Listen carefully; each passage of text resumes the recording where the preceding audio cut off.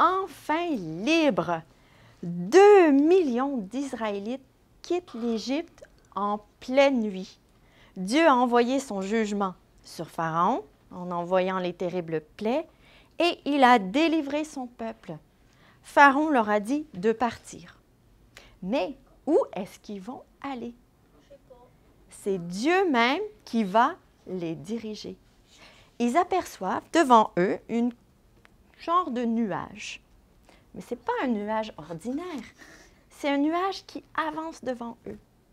En fait, l'Éternel se trouve dans cette colonne de nuée et il va les guider jusqu'à Canaan.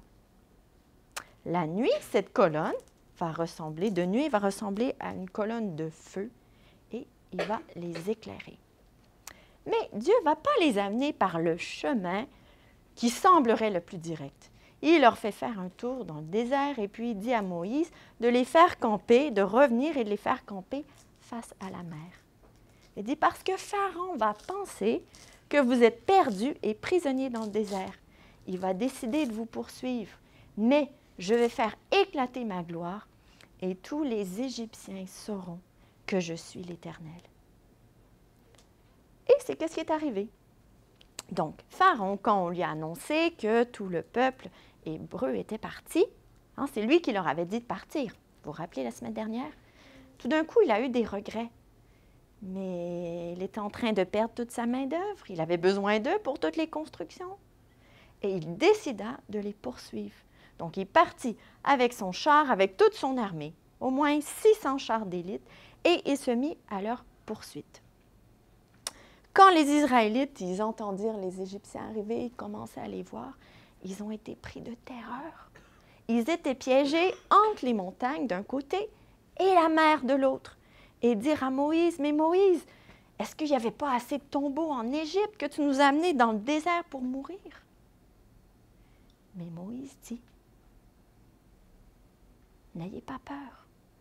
Vous allez voir aujourd'hui la délivrance que Dieu va vous accorder. Il va combattre pour vous. Et ces Égyptiens que vous voyez, vous n'allez plus jamais les revoir de votre vie. Donc, faites confiance à Dieu et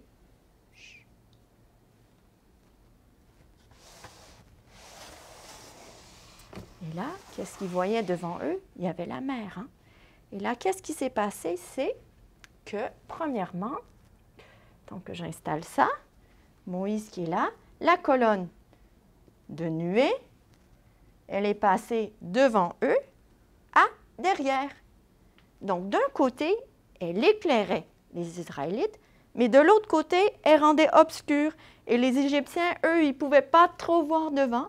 Et comme ça séparait les deux groupes. Et Dieu a dit à Moïse quoi faire. Donc, il lui a dit de tendre sa main avec son bâton sur l'eau. Et d'un coup, Dieu a envoyé un vent qui a soufflé, qui a asséché la mer. Et ils ont vu apparaître devant eux un mur d'eau à leur droite, un mur d'eau à leur gauche, et puis un chemin tout sec au milieu. Et donc, ils ont avancé dans ce chemin.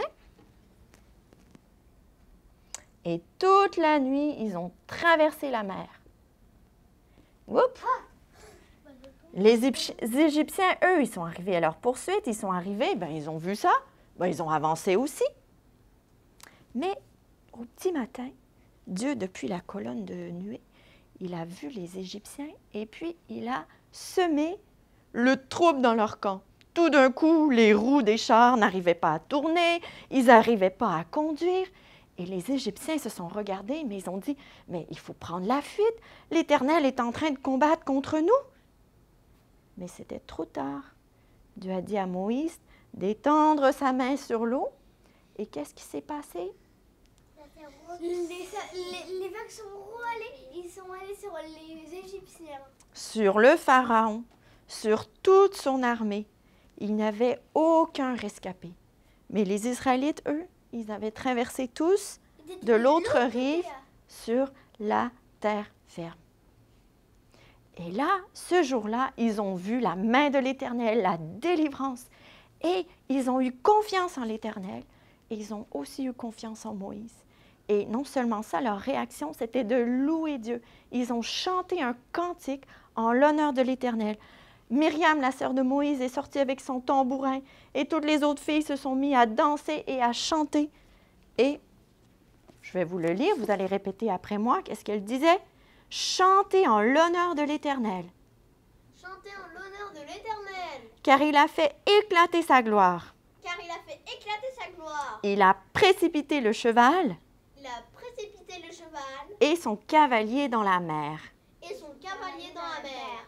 Vous pouvez lire tout le cantique dans Exode chapitre 15. Et nous aussi, savez-vous, on a des raisons pour louer Dieu. Parce que Dieu aussi, il délivre ceux qui croient en lui et il prend soin d'eux tout au long de leur vie. Dieu n'abandonne pas ses enfants. Et si vous êtes enfant de Dieu, rappelez-vous que Dieu est toujours avec vous. Si vous n'êtes pas enfant de Dieu, sachez que Dieu veut que vous deveniez son enfant. Il dit qu'à tous ceux qui reçoivent Jésus, qui croient en son nom, il donne le pouvoir de devenir enfant de Dieu. On prie? Seigneur Dieu, on veut te louer ce matin parce que tu es bon. Ta bonté dure éternellement. On te loue parce que tu es le même Dieu qui a délivré les Israélites, qui nous délivre aujourd'hui, Seigneur, de l'esclavage, du péché.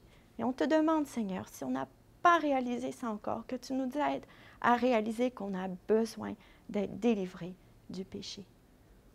On place notre confiance en toi, Seigneur. Amen. Amen. OK.